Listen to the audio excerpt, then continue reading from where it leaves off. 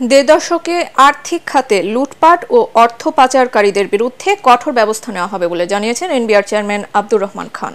তিনি বলেন, আবার যেন দুর্বৃত্ত তৈরি না হয় সে ব্যবস্থা নিতে গণ অভ্যুত্থানের শক্তিকে কাজে লাগিয়ে এনবিআর এর সংস্কার করা হবে। শারফুল আলমের রিপোর্ট। 250-টিরও বেশি ডিজাইন অপশন নিয়ে ওয়ালটন স্মার্ট ফ্রিজ, বোঝে আপনার প্রয়োজন। দায়িত্ব পাওয়ার পর রবিবার প্রথম অফিস করেন জাতীয় রাজস্ব বোর্ডের নতুন চেয়ারম্যান আব্দুর রহমান খান। প্রথমেই বৈঠকে বসেন এনবিআর এর সিনিয়র কর্মকর্তাদের সাথে। আর্থিক সংকটে উন্নয়ন কর্মকাণ্ড পরিচালনায় যে পরিমাণ অর্থের প্রয়োজন হয় তা যোগান দেওয়াই সবচেয়ে বড় চ্যালেঞ্জ বলে মনে করেন তিনি জানান, কোনো অবস্থাতেই জোর করে রাজস্ব আদায় করা যাবে না। গণ অভ্যুত্থানে আর্থিক খাতে যে সংস্কারের সুযোগ এসেছে তাকে কাজে লাগাতে হবে বলেও জানান তিনি।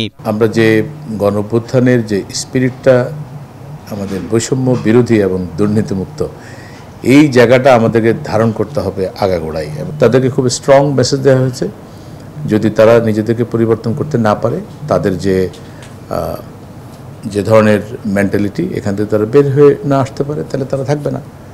বিষয়টা এরকমই। এখানে এখন মানে একেবারেই স্বচ্ছভাবে চলতে হবে। রাজস্ব আদায় করতে গিয়ে ব্যবসায়ীরা যাতে ক্ষতিগ্রস্ত না হন সেদিকে সতর্ক থাকতে কর্মকর্তাদের প্রতি নির্দেশ দেন এনবিআর চেয়ারম্যান। অর্থ পাচার বন্ধে সব ধরনের আইনি পদক্ষেপ নেওয়ার কথাও বলেন তিনি। অন্যায়, অবিচার অথবা যেগুলো দুর্নীতি, যেগুলো ধরা পড়বে বা আমার কাছে ইঙ্গিতও আসবে, আপনারাই ডেফিনেটলি ইঙ্গিত দেবেন। আপনারা নিশ্চিত থাকেন প্রত্যেকটাই অত্যন্ত শক্ত হাতে এগুলো মানে আমরা দেখব এবং খুবই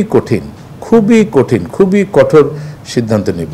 সবচেয়ে বেশি ফোকাস হবে এই ধরনের দুর্বৃত্ত যেন তৈরি না হয়, তার দিকে প্রিভেন্টিভ মেজারটাই বেশি নিতে হবে, সেটাই বেশি জরুরি। এরকম যেন আর ফ্র্যাঙ্কেস্টাইন যেন তৈরি না হতে পারে। চলতি অর্থবছরে রাজস্ব খাতে 4,80,000 কোটি টাকার যে লক্ষ্যমাত্রা দেয়া হয়েছে তা আদায় করা সম্ভব হবে বলেও জানান এনবিআর চেয়ারম্যান। পরে গণমাধ্যম কর্মীদের সাথে আলোচনায় বসেন তিনি। মনে করি আমার বেশিরভাগ। শারফুল আলম, এটিএন বাংলা, ঢাকা।